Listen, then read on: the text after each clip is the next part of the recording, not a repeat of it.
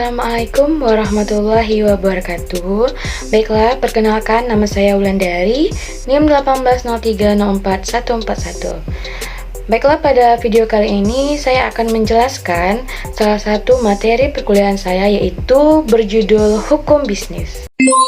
Hukum bisnis adalah seperangkat kaidah-kaidah hukum yang diadakan untuk mengatur serta menyelesaikan persoalan-persoalan yang timbul dalam aktivitas antar manusia, khususnya dalam bidang perdagangan.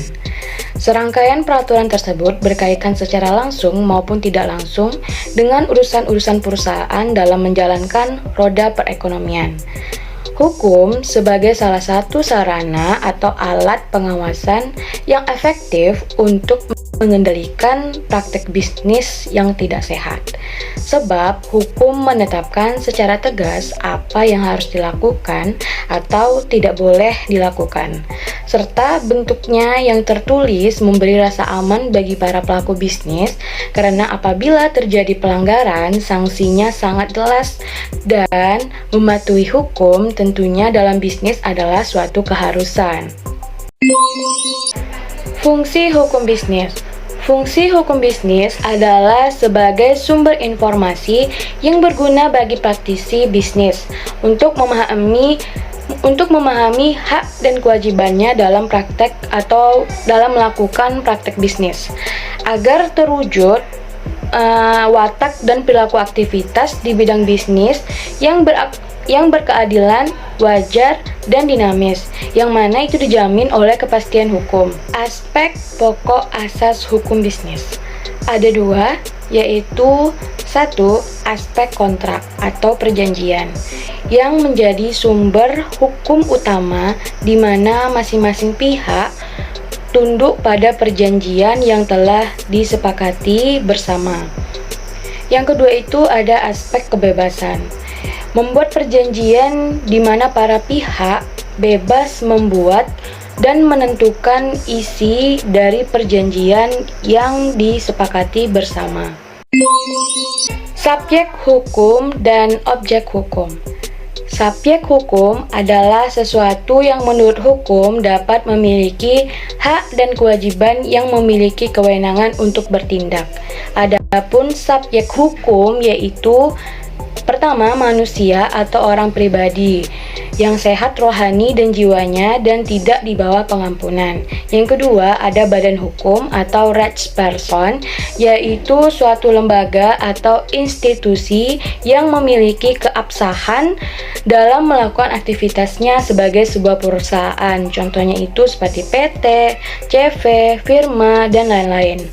Objek hukum adalah segala sesuatu yang bisa berguna bagi subjek hukum dan dapat menjadi pokok suatu hubungan hukum yang dilakukan oleh subjek hukum yang biasanya berwujud benda. Menurut pasal 503 KUH Perdata, benda dibedakan menjadi dua, yaitu benda berwujud dan benda tidak berwujud. Benda berwujud adalah segala sesuatu yang dapat dilihat dan diraba dengan indera manusia, misalnya tanah, rumah, mobil, dan lain-lain. Benda tidak berwujud yaitu semua hak, misalnya hak cipta, hak paten, hak merek, dan lain-lain. Menurut pasal 504 KUH Perdata, jenis benda dibagi dua, yaitu benda bergerak dan benda tidak bergerak. Sumber-sumber hukum. Sumber hukum disebut juga hukum formal, yaitu sumber hukum dengan bentuk tertentu yang merupakan dasar berlakunya hukum secara formal. Yang termasuk hukum formal yaitu 1. Undang-undang. Undang-undang ialah peraturan negara yang dibentuk oleh alat perlengkapan negara yang berwenang dan mengikat masyarakat. Yang kedua, itu ada peraturan-peraturan yang dibuat oleh penguasa dari tingkat pusat sampai daerah. Yang ketiga, kebiasaan. Kebiasaan ialah perbuatan manusia mengenai hal tertentu yang dilakukan secara berulang-ulang dan diterima oleh masyarakat. Selalu dilakukan oleh orang lain sedemikian rupa sehingga masyarakat beranggapan bahwa hal itu memang harus berlaku demikian, dan bila tidak dilakukan maka dianggap telah melanggar hukum yang telah berlaku. Yang keempat itu ada Jurisprudensi, yaitu keputusan pengadilan atau keputusan hakim terdahulu yang dijadikan pedoman atau dasar dalam memutuskan suatu perkara atau masalah berikutnya. Yang kelima itu ada traktat atau perjanjian antar negara, yaitu perjanjian dilakukan oleh dua negara atau lebih. Yang keenam ada perjanjian. Perjanjian yaitu suatu peristiwa di mana dua orang atau lebih saling berjanji untuk melakukan sesuatu atau tidak melakukan perbuatan tertentu atau perbuatan yang dilarang. Yang ketujuh itu ada doktrin, yaitu suatu pendapat para ahli hukum terkemuka yang besar pengaruhnya terhadap hakim dalam mengambil keputusan suatu perkara. Doktrin juga dapat dibuat oleh suatu keputusan bersama dari seluruh anggota suatu organisasi atau lembaga untuk kasus tertentu.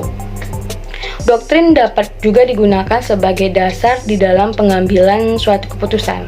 Dalam suatu organisasi, doktrin wajib dijadikan sebagai pedoman kerja. Pemahaman bidang hukum ini penting bagi seorang pengusaha atau pembisnis atau entrepreneur, antara lain yaitu: 1. Keberadaan hukum atau undang-undang berhubungan dengan usaha atau kegiatan bisnis yang akan dilakukan. Yang kedua, hak dan kewajiban yang ditimbulkan oleh keberadaan hukum atau undang-undang yang bersangkutan. Yang ketiga, sanksi-sanksi yang akan terjadi terhadap pelanggaran hukum yang bersangkutan. Yang keempat, manfaat keberadaan hukum tersebut sebagai pertimbangan bagi pengusaha atau pembisnis dan pihak-pihak lain yang terkait. Baiklah teman-teman, sekianlah penjelasan materi terkait hukum bisnis dari saya. Mohon maaf bila ada kekurangan. Wabillahi taufiq wal hidayah. Assalamualaikum warahmatullahi wabarakatuh.